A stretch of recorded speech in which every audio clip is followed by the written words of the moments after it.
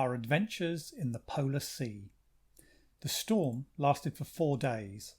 On its subsidence, we discovered ourselves completely surrounded with ice. We were beset by a veritable polar pack, brought down by the violence of the gale.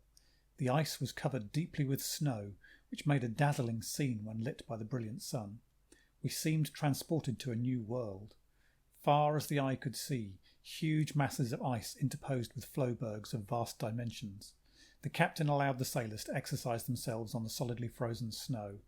It was impossible to get any fresh meat, as the pack, being of a temporary nature, had not yet become the home of bear, walrus or seal.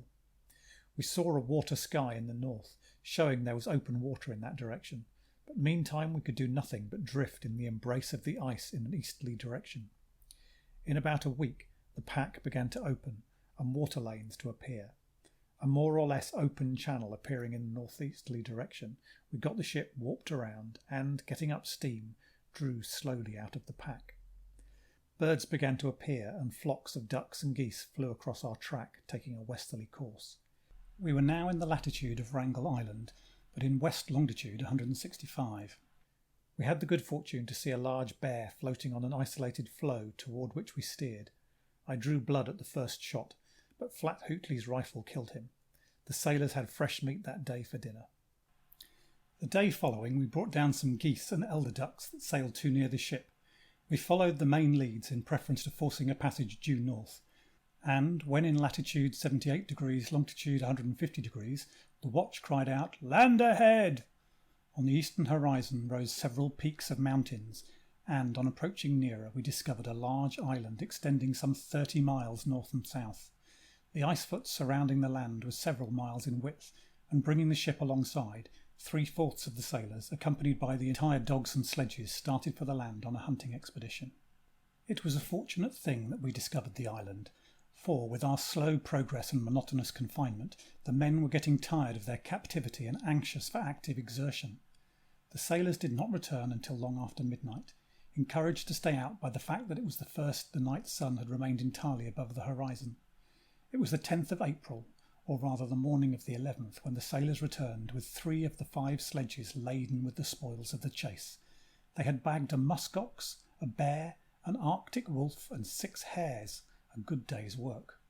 Grog was served all around in honour of the midnight sun and the capture of fresh meat. We dressed the ox and bear, giving the offal as well as the wolf to the dogs, and revelled for the next few days in the luxury of fresh meat. The island not being marked on our charts, we took credit to ourselves as its discoverers, and took possession of the same in the name of the United States. The captain proposed to the sailors to call it Lexington Island in honour of their commander, and the men replied to his proposition with such a rousing cheer that I felt obliged to accept the distinction. Flat Hootley reported that there was a drove of muskoxen on the island, and before leaving it we organised a grand hunting expedition for the benefit of all concerned. Leaving but 5 men, including the first officer and engineer, on board to take care of the ship, I took charge of the hunt. After a rough and tumble scramble over the chaotic icefoot, we reached the mainland in good shape, save that a dog broke its leg in the ice and had to be shot. Its companions very feelingly gave it a decent burial in their stomachs. Mounting an ice-covered hillock, we saw 2 miles to the southeast in a valley, where grass and moss were visible, 6 muskoxen, doubtless the entire herd. We adopted the plan of surrounding the herd, drawing as near the animals as possible without alarming them. Sniffing danger in the southeasterly wind, the herd broke away to the northwest. The sailors jumped up and yelled, making the animals swerve to the north. A semicircle of rifles was discharged at the unhappy brutes. 2 fell dead in their tracks, and the remaining 4, badly wounded, wheeled and made off in the opposite direction. The other wing of the sailors now had their innings, as we fell flat and heard bullets fly over us. 3 more animals fell, mortally wounded. A bull calf, the only remnant of the herd on its legs, looked in wonder at the sailor who dispatched it with his revolver. The dogs held high carnival for an hour or more on the slaughtered oxen. We packed the sledges with a carcass on each, and in due time regained the ship, pleased with our day's work. Leaving Lexington Island, we steered almost due north through a vast open pack.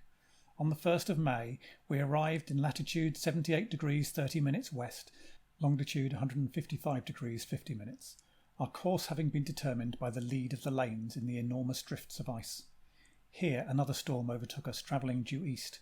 We were once more beset and drifted helplessly for 3 days before the storm subsided. We found ourselves in longitude 150 degrees again, in danger of being nipped. The wind, suddenly drifting to the east, reopened the pack for us, to our intense relief. Taking advantage of some fine leads and favourable winds, we passed through leagues of ice, piled up floes and flowbergs, forming scenes of Arctic desolation beyond imagination to conceive. At last we arrived at a place beyond which it was impossible to proceed. We had struck against the gigantic barrier of what appeared to be an immense continent of ice, for a range of ice-clad hills lay only a few miles north of the Polar King. At last the sceptre of the Ice King waved over us with the command, "Thus far and no further." End of chapter 4.